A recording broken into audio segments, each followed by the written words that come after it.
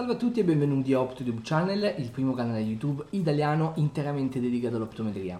Quest'oggi partiamo molto sprint.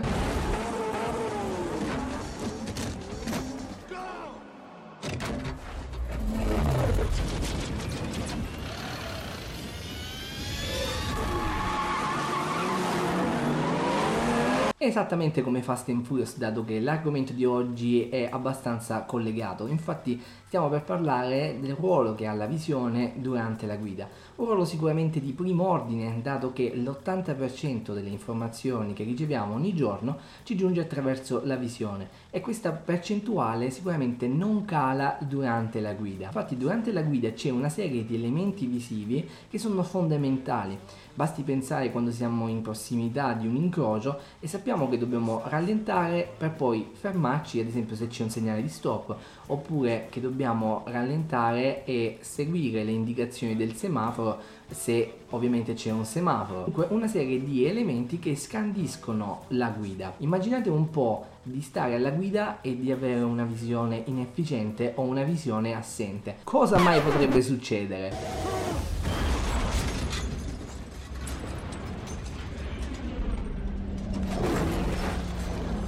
Sì, purtroppo potrebbe succedere di tutto, anche spiacevoli conseguenze, insomma. Ecco, quindi è meglio avere una visione efficiente durante la guida. Durante la guida ci sono una serie di abilità visive molto importanti.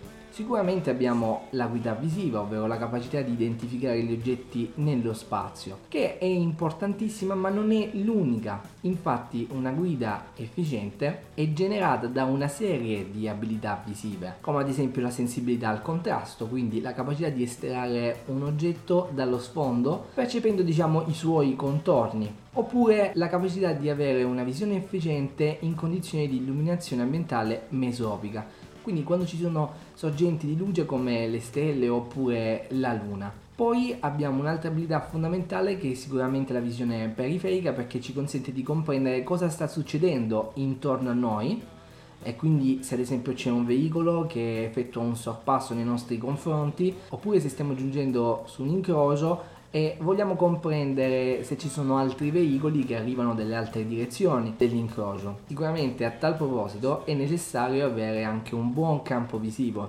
Un'altra abilità visiva importantissima è il tempo di recupero dall'abbagliamento, ovvero immaginate un veicolo che proviene dal senso di marcia opposto e ha dei fari all'oxeno che sono abbastanza intensi e vi abbaglia. Quanto tempo ci impiegate per recuperare una visione efficiente, nitida, limpida? Ovviamente più è dilatato questo tempo e maggiori saranno le possibilità di perdere il controllo del proprio veicolo e quindi di incorrere in spiacevoli conseguenze, insomma, o incidenti stradali. Un'abilità che viene un po' sottovalutata nella guida, secondo me, sono i movimenti oculari, i quali ci permettono di scansire lo spazio non solamente da un punto di vista frontale, ma anche da un punto di vista postero-laterale, utilizzando ovviamente gli specchietti retrovisori.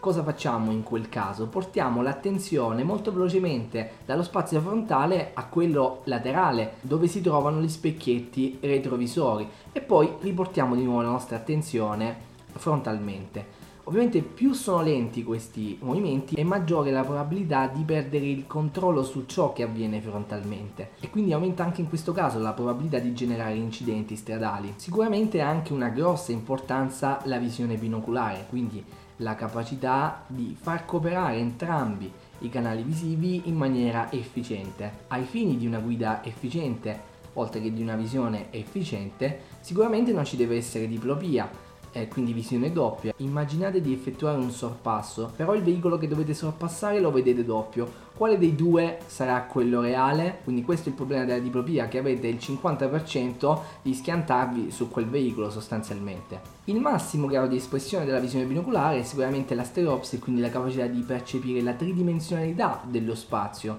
dato che non viviamo in uno spazio piatto, e quindi di comprendere le relazioni spaziali fra il nostro veicolo e gli altri. Quindi calcolare un buono spazio di frenata, capire quando possiamo effettuare un sorpasso e quando invece potremmo non farcela, eccetera.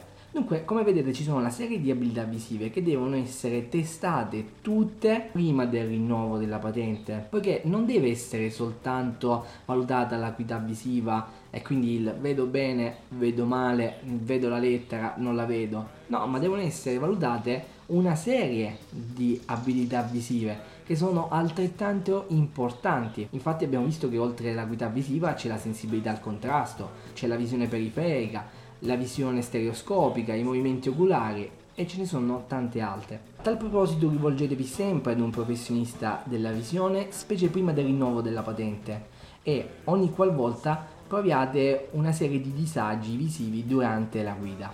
Dunque, per questo video è tutto, se vi è piaciuto lasciate un like e iscrivetevi al canale, noi ci vediamo al prossimo Opto Video, bella Optostar!